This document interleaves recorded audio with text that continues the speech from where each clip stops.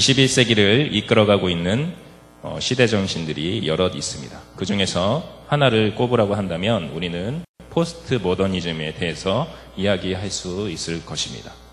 1960년대 이성을 바탕으로 한 그 과학과 합리성을 중요시한 그 철학을 바탕으로 했던 시대 정신이 바로 모더니즘이었습니다. 근대주의라고도 부르는 것인데요. 인간의 이성을 낙관하고 인간의 이성을 통해서 과학이 진보하고 철학이 발전하면 인간의 세상은 더욱더 나아질 것이다 라는 정신이 바로 근대주의였죠. 그런데 그 근대주의가 세계 2차 대전을 겪고 나서 그리고 그 이후에 여러 가지 다른 인간성의 실패를 보여주는 사건들을 겪으면서 이 근대주의, 이 모더니즘으로 인간이 행복해질 수 없구나. 그런 것을 깨달으면서 이제 그 근대주의를 극복하고자 해서 나왔던 시대 정신이 바로 포스트 모더니즘이라고 할 수 있습니다. 이 포스트 모더니즘은 그래서 그 근대주의, 모더니즘이 얘기했던 그 인간의 이성의 확실성, 그러니까 인간의 이성으로서 그 진리를 발견할 수 있고 또한 그 진리를 바탕으로 인간의 삶을 바른 길로 인도할 수 있다라는 것에 반대했기 때문에 그것의 한계를 보았기 때문에 다양성을 얘기했고 그리고 상대성을 얘기했고 비결정성을 이야기했습니다. 그래서 그 이전에 근대주의에서 쌓아왔던 이론들, 개념들, 그리고 철학들, 그리고 신학까지도 거부하는 움직임을 보였던 것이죠. 그래서 그것을 낱낱이 해체하는 작업들을 해왔습니다.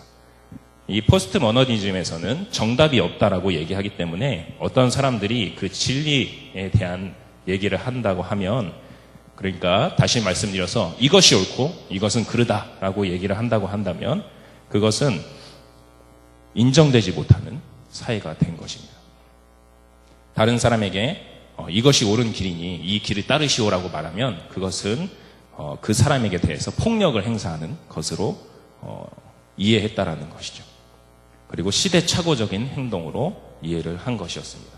이러한 포스트 모더니즘 시대에서 이 진리라는 단어는 아무런 의미가 없는 말이 되었던 것이었습니다. 이러한 시대 정신이 바로 우리 사회의 주도적인 시대 정신이라고 할 수 있는 것이죠. 그리고 우리의 사고의 기반에 자리를 잡아왔다라고 할 수 있습니다. 그래서 요즘 세상에서 이것이 맞다, 이렇게 살아야 한다, 이렇게 옳은 길이다 라고 말할 때 많은 사람들이 그렇군요, 그것이 진리군요, 그렇게 살아야 되는군요 라고 생각하는 것이 아니라 왜 나한테 잔소리냐, 그건 네 생각이지 라고 생각하게 되는 경우가 많다라는 것이죠.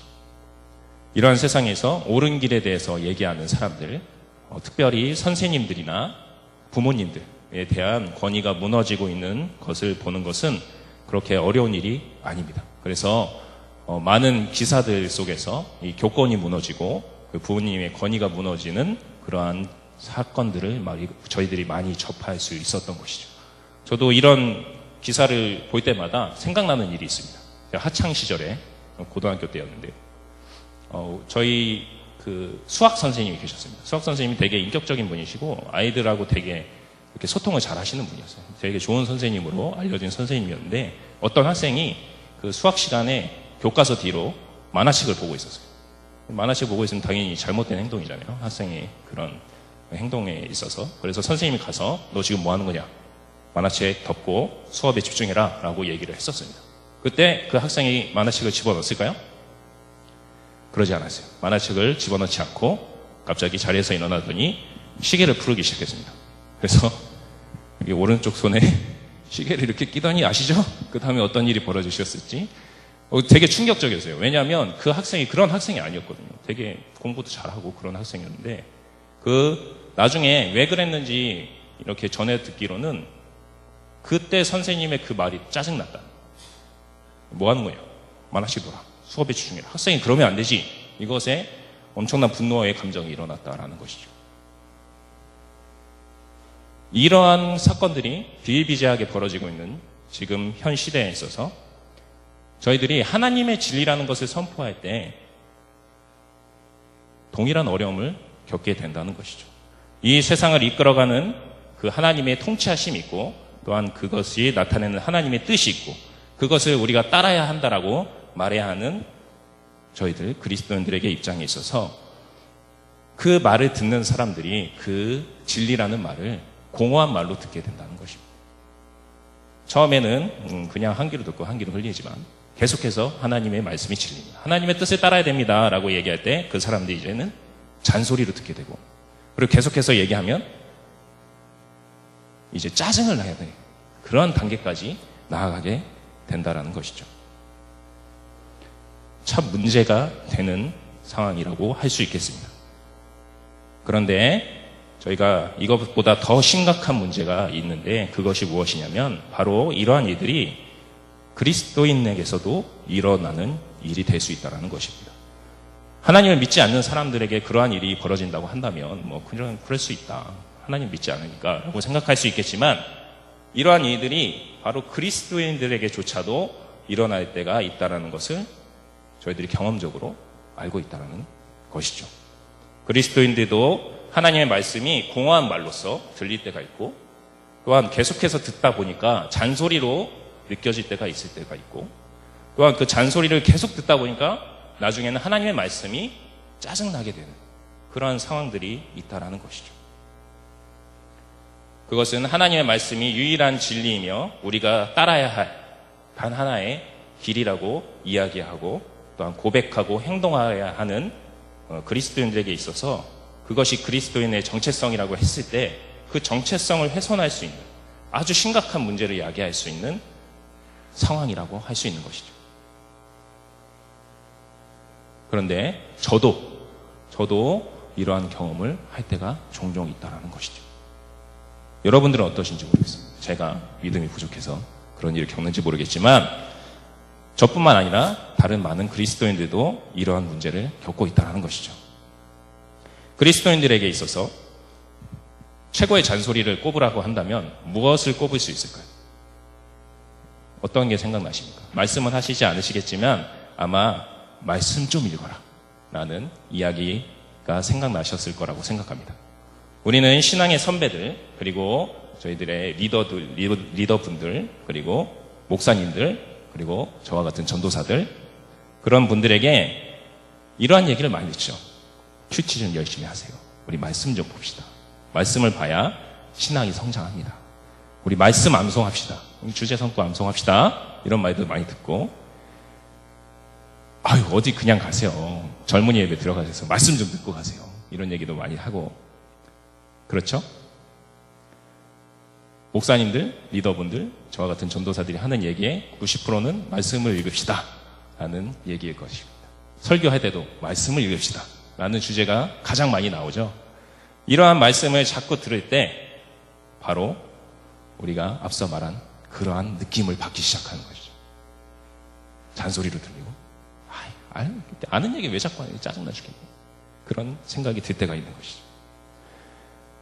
마침 이번 주가 사순절 첫 주입니다. 사순절의 가장 흔한 권면도 바로 이러한 권면이죠. 말씀 속에서 우리를 위해 고통당하신 주님을 만납시다. 말씀을 묵상합시다. 이러한 권면을 들을 때 많은 사람들이 방금 말씀드린 대로 그렇죠, 말씀을 읽어야죠, 말씀이 우리에게 힘이 되죠, 말씀 속에서 예수님 만나야죠 하는 사람들도 분명 있지만 그분들은 너무 대단하신 분들이죠. 하지만 다른 많은 부류에서는 제가 몰라서 그러는 게 아니에요, 몰라서 안 읽는 게 아니에요, 근데 왜 자꾸 읽으라고 하십니까, 힘들게 짜증나게, 잔소리 좀 그만하세요 라고 말은 안 하지만 속으로 그런 감정을 갖게 되는 경우가 있다는 것이죠. 그리스도인인 우리들이 하나님의 이 은혜의 말씀을 이렇게 잔소리로, 공허한 말로, 혹여는 짜증나는 말로 느낀다는 것은 말이 안 되는 일일 것입니다. 우리는 하나님의 말씀을 잔소리가 아니라, 짜증을 유발시키는 말이 아니라 기쁨으로 받아야 하는 것이죠. 그러한 신앙의 모습을 보여야지 하나님이 기뻐하시는 일이고 그리스도인으로서 합당한 삶이라고 할 수 있을 것입니다. 그럼 우리는 어떻게 해야 하나님의 말씀을 기쁨으로 받아들일 수 있을까요? 우리가 어떤 때에 하나님의 말씀을 공허한 말이 아니라, 잔소리가 아니라, 짜증나는 그러한 말씀이 아니라 정말 기쁨의 말씀으로 느낄 수 있게 될까요? 저는 오늘 말씀 속에서 기뻐하고 있는 이스라엘 백성들의 모습을 보면서 그 때를 우리가 살펴볼 수 있을 거라고 생각합니다. 오늘 본문 12절에서 이스라엘 백성들은 말씀을 통해서 크게 즐거워하고 있는 모습을 우리가 볼 수 있기 때문인데요. 왜 이 사람들이 이렇게 말씀을 즐거워할 수 있을까? 어떠한 때에 이 말씀이 선포됐길래 이렇게 즐거워할 수 있었을까? 하고 살펴보고자 합니다. 오늘 본문의 말씀의 배경은 지난주 말씀 속에서 무너졌던 그 이스라엘의 성벽을 재건하는 일이 있은 뒤입니다. 느헤미야가 기도로서 그 성벽의 재건을 준비하고 그리고 나아갔을 때 많은 대적들의 방해에도 불구하고 성벽을 성공적으로 건축을 했습니다. 52일 만에 건축했다라고 나오고 있는데요. 되게 빠른 시일에 지어졌죠. 하나님이 도우셨고 또 느헤미야가 지혜롭게 일을 처리했기 때문에 이렇게 완공을 할 수 있었습니다. 그 완공 이후에 이스라엘 자손들은 이제 어느 정도 안정된 삶의 터전을 가질 수가 있었습니다. 그래서 자신들의 성읍으로 흩어져서 살고 있었다라고 말씀이 이야기합니다. 그렇게 자신들의 안정된 그 성읍에서 흩어져서 살고 있던 이스라엘 백성들이 다시금 오늘 본문이 시작될 때 한 자리에 모이고 있습니다. 그들이 왜 모였을까요? 바로 하나님의 말씀을 듣기 위해서였습니다. 이스라엘 백성들은 스스로 하나님의 말씀을 듣고자 이 예루살렘 수문 앞 광장에 모여서 학사 에스라에게 우리에게 하나님의 율법의 말씀을 읽어주십시오 하고 요청했던 것이었습니다. 바로 이때가 우리가 말씀을 기쁨으로 받아들일 수 있는 때의 첫 번째 시기입니다. 우리가 말씀을 기쁨으로 받아들일 수 있는 첫 번째 때는 바로 우리 스스로가 말씀을 원할 때라는 것입니다. 유대력에서 일곱째 달 첫날은 원래 말씀을 읽는 날이었습니다. 유대력의 7월 초하루는 저희로 치자면, 양력으로 치자면 새해 첫날과 같은 날입니다. 그래서 나팔을 불어서 기념할 날이라고 해서 나팔절이라고 불렀는데요. 이때는 성회를 열어야 했었고, 그러니까 백성들이 다 모여서 모임을 가졌어야 했었고, 그곳에서 매 7년째 되는 이 7월 초하루 날마다 그 하나님의 율법을 백성 앞에서 낭독할 것을 모세가 이야기했었습니다. 이것은 모세가 시내산에서 받았던 그 하나님의 계약의 말씀을 새롭게 다시금 갱신하는 그러한 일이라고 할 수 있었습니다. 저희들이 보험 계약하고서 갱신하는 듯이 보험 한 번씩 더 확인하고 하죠. 굳이 그렇게 보험은 아니지만 이 하나님의 하나님과 함께한 그 계약을 다시금 읽으면서 우리가 이러한 일을 해야 되는구나. 이것이 바로 하나님의 뜻이구나라는 것을 깨닫게 하는 일들이 바로 이 7월 초하루 날, 7년째 되는 초하루 날 이루어졌다라는 것이죠. 모세가 하나님의 율법을 받은 이후로 이렇게 말씀이 선포되는 것이 얼마나 많았겠습니까? 초하루뿐만 아니라 많은 그런 절기 때마다 그리고 그 성전에 가서 말씀들을 많이 들었을 것입니다. 하지만 이때 이스라엘 백성들은 하나님의 말씀을 듣지 않았었습니다. 그렇기 때문에 그들은 이방의 나라에 잡혀가는, 나라가 망하는 경험을 하게 되었고 실패하는 경험들을 했었던 것이었죠. 이뿐만 아니라 이스라엘 백성들은 예언자들이 돌아다니면서 너희들이 지금 하나님의 뜻에서 벗어나 있다. 빨리 회개하고 하나님의 말씀을 다시 따라야 된다라고 돌아다니면서 말하는 그 하나님의 말씀도 듣지 않았었습니다. 자신들을 찾아와서 그 하나님의 말씀을 전해주면서 제발 좀 돌아오시오. 그래야지 우리가 망하지 않습니다라고 얘기했던 그 예언자들의 말씀조차도 듣지 않았었다라는 것이죠. 왜냐하면 관심이 없었기 때문에. 이 사람들은 하나님의 말씀이 진짜 이루어질 거라고 생각하지 않았어요. 그것이 진리라고 생각하지 않았던 것이죠. 마치 지금 이 시대에 하나님의 말씀을 듣는 저 믿지 않는 자들처럼 하나님의 말씀은 공허한 말씀일 뿐이었고 진리가 아니었고 그저 이상한 사람들이 말하는 헛된 허황된 그런 소식이었을 것입니다. 그 이방 사람들이 아니라 이스라엘 자손들조차도 그렇게 하나님의 말씀을 받아들였다라는 것이죠. 그런데 그렇게 하나님의 말씀을 듣지 않았던 이스라엘 백성들이 그렇게 수백 년의 역사 속에서 하나님의 말씀을 듣지 않아서 망할 수밖에 없었던 그 이스라엘 백성들이 오늘은 직접 모여서 오늘 말씀에 모든 백성이라고 나오죠. 그 모든 백성이 모여서 동일하게 하나님의 말씀을 우리에게 읽어주십시오 하고 요청하고 있었던 것이었습니다. 그것이 부각되고 있는 것이죠. 모든 백성, 남자와 여자와 모든 알아들을 만한 자들이 나와서 그렇게 하나님의 말씀을 읽어달라 라고 얘기했다라는 것이 바로 이 점을 중요하게 드러내고 있다라는 사실이죠. 왜 그렇게 심경의 변화가 있었을까요? 이스라엘 백성들이. 이스라엘 백성들은 이 느헤미야 시대의 이스라엘 백성들은 자신들의 예루살렘 성전이 재건되고 예루살렘 성벽이 재건되는 것을 보면서 하나님의 살아계심을 느꼈던 것이었습니다.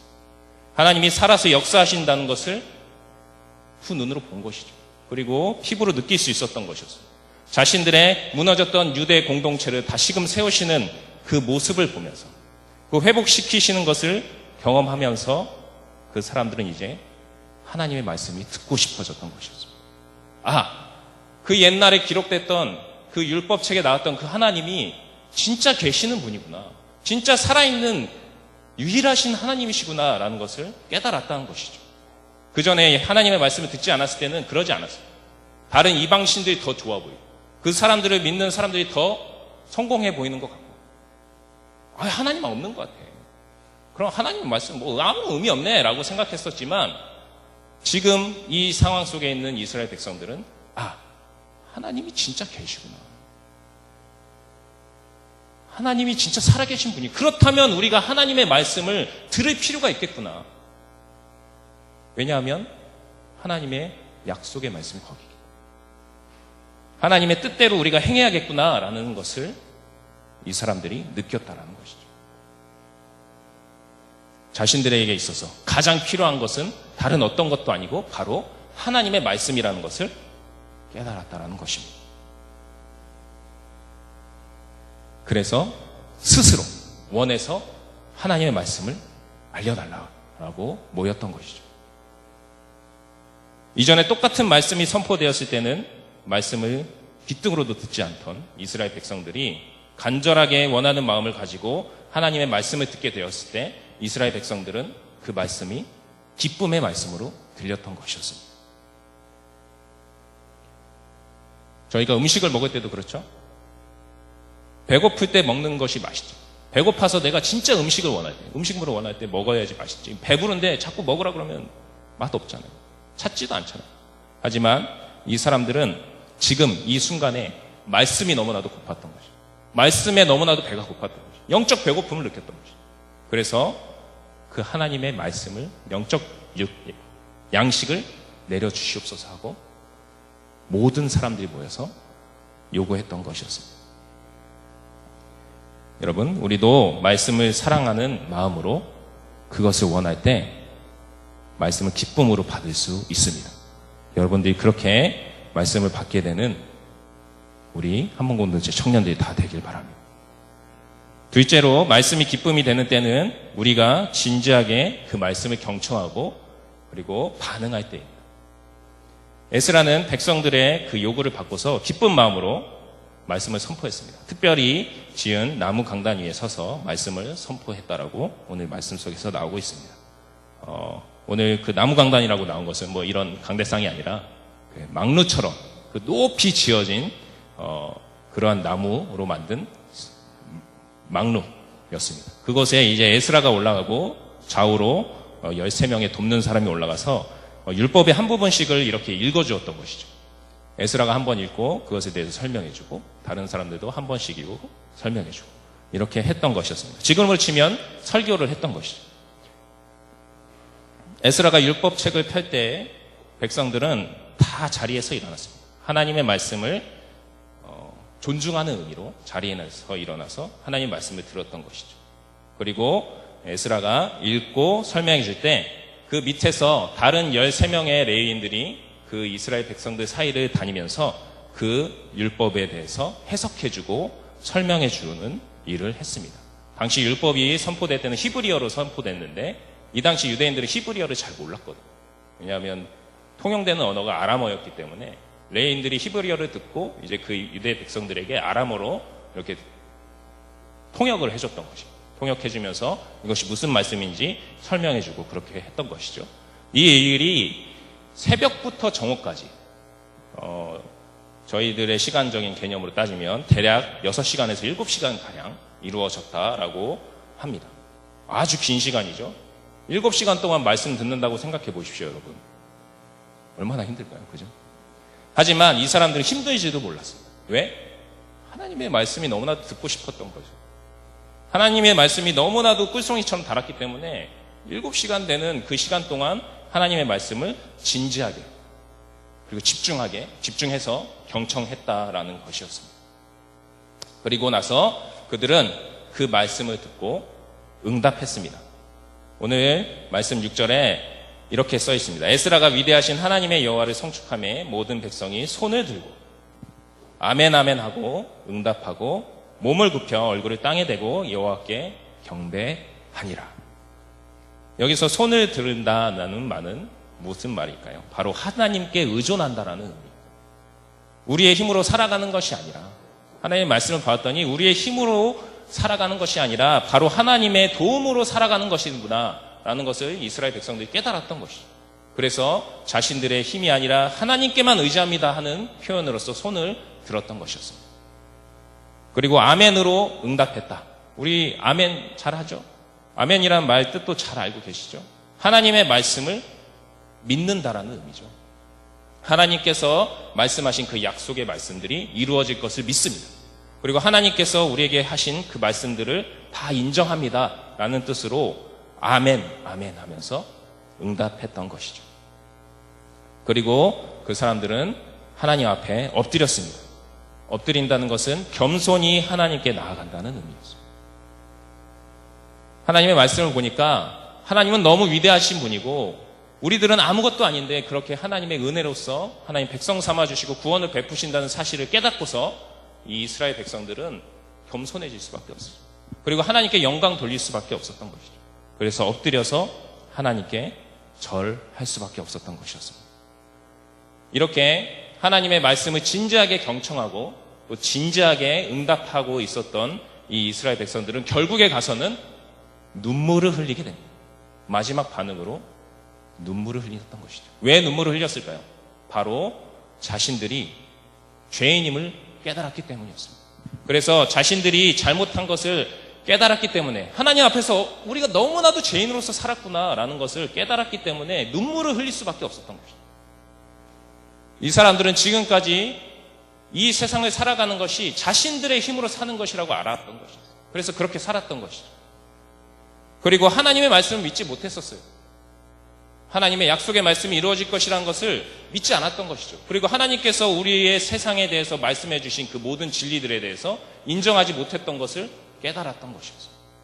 그리고 자신들이 겸손하게 하나님 앞에 나아가지 못하고 교만하게 마치 자신이 하나님인 양 자신의 뜻이 무조건 옳다고 생각하면서 하나님의 진리? 그게 어딨냐? 내가 살아가는 길이 바로 진리다 라고 살아갔던 자신들의 모습을 깨닫게 된 것이었습니다. 깨달았을 때 이 백성들은 회개할 수밖에 없었던 것이죠.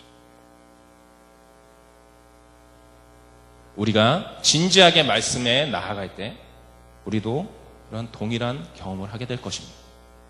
우리는 하나님 앞에 응답할 수밖에 없는 것이죠. 우리가 우리의 힘으로 살아가는 것이 아니라는 것을 말씀을 통해서 깨닫게 될 때 하나님께 손들 수밖에 없는 것입니다. 저를 붙잡아 주시오. 저는 주님의 능력만으로 살 수밖에 없어요. 주님께 의존할 수밖에 없어요. 그리고 하나님의 말씀을 믿는다는 의미에서 말씀을 들을 때 말씀을 읽을 때 아멘 아멘 인정할 수밖에 없는 거예요. 그리고 우리를 낮추면서 교만했던 나의 지난 날을 돌아보면서 하나님 앞에 무릎 꿇을 수밖에 없어요. 그리고 결국에는 우리가 하나님의 뜻을 따라 살지 않았음을 깨닫게 되면서 회개할 수밖에 없다라는 것입니다. 이렇게 진정한 회개, 진정한 응답으로서의 회개를 하고 나아갈 때 그때 우리가 말씀을 기쁨으로 느낄 수 있는 때가 되는 것입니다. 여러분들이 그렇게 말씀을 진지하게 경청하고 읽어서 이렇게 진심으로 응답함을 통해서 진정한 회개를 하시고 그 이후에 말씀이 기쁨이 되는 역사를 경험하시기 바랍니다.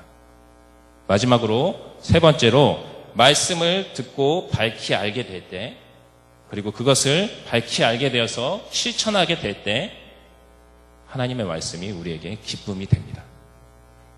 백성들이 말씀에 대한 응답으로 자신들의 죄를 회개하면서 눈물을 흘릴 때 느헤미야는 백성들에게 울지 말라고 얘기합니다.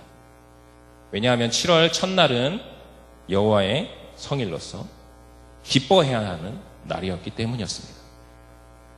축제를 벌여야 하는 날인데 백성들이 다 울고 있으니 느헤미야가 울지 말라고 하는 것이죠. 너희들이 울지 말고 하나님의 은혜, 이 구원하시는 그 은혜를 기억하면서 기뻐하라라고 권면했던 것이었습니다. 오늘 말씀 10절에서 느헤미야가 이렇게 말씀합니다. 그들에게 이르기를 너희는 가서 살찐 것을 먹고 단 것을 마시되 준비하지 못한 자에게는 나누어주라. 이날은 우리 주의 성일이니 근심하지 말라. 여호와로 인하여 기뻐하는 것이 너희의 힘이니라. 하나님의 말씀은 우리에게 기쁨을 주기 위해서 주어진 것입니다. 여호와의 성일도 그것을 위해서 준비되었던 것이었습니다. 율법 규정에 나와 있습니다. 이 성일이라는 것이 첫날 너희들이 성일로 지키고 맛있는 것을 먹으면서 기뻐하라 라고 율법에 나와 있다는 것이죠. 그 율법이 주어진 이유가 무엇입니까? 우리들을 괴롭게 하고 우리들이 죄인임을 깨닫게 해서 눈물 흘리게 하려는 것이 아니라, 거기서 멈춰있게 하려는 것이 아니라 기쁨으로 나아가게 하기 위해서 주어진 것이라는 것이죠. 성일이 어떻게 지키라고 느헤미야가 방금 말씀 속에서 말했죠? 살찐 것, 그러니까 기름진 부분 먹으라는 것이죠. 저희들도 고기 먹을 때, 소고기 먹을 때 어느 부분을 최고의 부위로 치죠? 기름 많은 등심, 이게 되게 맛있는 부분. 그리고 마블링이 잔뜩 껴있어야지 1등급 플러스 투표를 받으면서 되게 비싸게 팔잖아요. 그것처럼 이때에도 그 기름져서 부드럽고 맛있는 그 고기의 부위를 먹으면서 즐거워하라는 거예요. 최고급의 음식들을 먹으면서 즐거워하라. 그리고 단 것을 먹어라. 단 것이 무엇인지는 정확히 알 수 없지만 그 기쁜 잔치상에서 먹었던, 어떤 사람들은 포도주, 최상급 포도주라고도 얘기하는데, 아무튼 그러한 잔치 때만 먹었던 그러한 음료를 먹으면서 기뻐하라라는 것이었습니다. 이러한 특별한 식사를 하면서 이러한 특별한 식사를 할 수 있게 우리에게 맛있는 고기도 주시고 이 포도주도 먹을 수 있는 이러한 풍요를 허락하신 하나님께 감사하면서 기뻐할 수 있어야 하는 날이 바로 이 7월 초하루 여호와의 성일이었던 것이죠. 나팔절이었던 것이죠. 이렇게 자신들을 구원하신 그 하나님에 대해서 다시금 기억하는 것이 이스라엘 백성들에게 힘이 되고 기쁨이 될 수 있었던 것이었습니다. 이런 의미에서 느헤미야가 여호와를 기뻐하는 것이 너희의 힘이 된다라고 얘기했던 것이죠. 여기서 힘이라고 나오는 단어가 원어적으로 따져보면 성체, 요새 이런 의미를 가지고 있는데요. 그런 원어적인 느낌을 살려서 다시금 사역해보면 여호와를 기뻐하는 것이 너희의 성벽이 된다. 이렇게 볼 수가 있는데, 바로 이 여호와를 기뻐하는 하나님의 구원하심, 그리고 그 약속의 말씀을 이루시는 그것을 보는 것, 그리고 그것을 기뻐하는 것이 우리의 성벽이 된다. 그러니까 우리를 지켜주는 것이 된다. 우리가 잘 살아갈 수 있게 해주는 그러한 터전이 된다 라고 얘기하고 있는 것이죠. 그렇게 하나님의 말씀을 믿는, 하나님의 구원을 믿는 자들에게 하나님께서는 계속해서 지켜주시면서 그들의 삶을 인도해 주신다라는 것이 이 말씀 속에 들어있는 의미인 것입니다. 그렇게 느헤미야가 선포했을 때 백성들은 그 느헤미야의 말씀을 따라서 집으로 돌아갔습니다. 말씀에 순종한 것이죠. 그 율법에서 나오고 있는 가서 기쁨의 식사를 하라는 건 그 말씀에 순종했던 것이었습니다. 그래서 집으로 돌아가 여호와의 성일에 맞게 그 살찐 것을 먹으면서 기쁜 식사를 준비해서 아주 기쁨의 잔치를 열었던 것입니다. 자기들만 먹는 것이 아니라 준비하지 못한 가난한 사람들, 그리고 아직까지 그 사실을 알지 못해서 그 기쁨의 잔치를 준비하지 못한, 하나님을 아직까지 몰라서 그 잔치를 믿음으로 준비하지 못한 사람들도 초청해서 자신들의 음식들을 나눠 주었던 것이었습니다. 그래서 그 사람들까지도 이 하나님의 구원의 역사를 바라볼 수 있게, 그래서 하나님의 말씀이 기쁨이 될 수 있게 초청해서 기쁨의 식사를 했던 것이었죠. 우리가 그 하나님의 말씀을 받았을 때 그것이 그냥 우리의 죄를 깨우쳐주는 그 율법으로서만 읽게 될 때는 눈물만 흘릴 수밖에 없습니다. 거기서 더 나아가지 못하는 거죠. 아, 내가 기도해야 되는데 기도하지 못했네. 아이고, 하나님, 제가 죄인입니다.